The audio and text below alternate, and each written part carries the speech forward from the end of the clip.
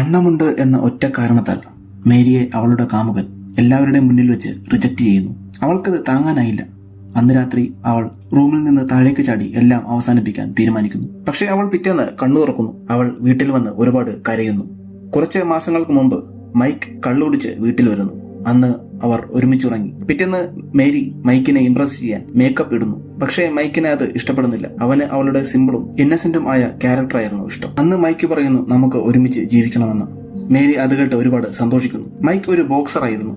അവൻ റിംഗിലേക്ക് ഒരു തിരിച്ചുവരവിന് ഒരുങ്ങുകയായിരുന്നു. അവനത് എത്രത്തോളം ആഗ്രഹിക്കുന്നു എന്ന് മേരി മനസ്സിലാക്കുന്നു. അവൾ അവനെ സഹായിക്കാൻ തീരുമാനിക്കുന്നു.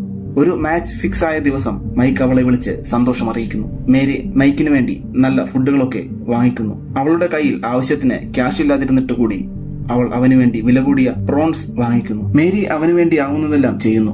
ഒടുവിൽ മൈക്കിന് ആവശ്യമായ വെയിറ്റിൽ എത്തുന്നു. അവൻ മേരിയെ സന്തോഷത്തോടെ എടുത്ത് ഉയർത്തുന്നു.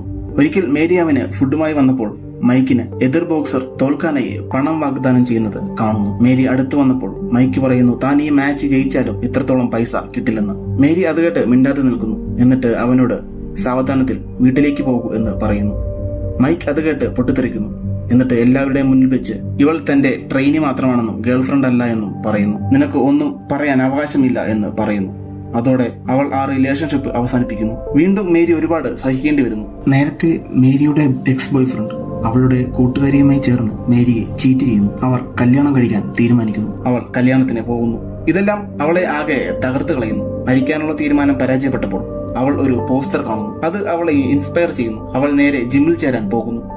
പക്ഷെ അവിടെയുള്ളവർ അവൾക്ക് തടി കൂടുതലാണെന്ന് പറഞ്ഞ് അവളെ എടുക്കുന്നില്ല. പക്ഷേ മേരിക്ക് അത് പ്രശ്നമല്ലായിരുന്നു. അവൾ തനിയെ വർക്കൗട്ട് ചെയ്യുന്നു. ഒരിക്കലെങ്കിലും ജയിക്കുക എന്നത് മാത്രമായിരുന്നു അവളുടെ മനസ്സിൽ. എത്രമാത്രം തകർന്നാലും ആരൊക്കെ കളിയാക്കിയാലും അവൾ പ്രാക്ടീസ് തുടർന്നുകൊണ്ടേയിരുന്നു. അവളുടെ ആപ്ലിക്കേഷൻ പലതവണ റിജക്റ്റായി. പക്ഷേ അവൾ തോറ്റുകൊടുത്തില്ല. പതിയെ പതിയെ അവളിൽ മാറ്റങ്ങൾ വന്നു. ഒരു വർഷത്തിന് ശേഷം അവളൊരു തീയായി മാറി.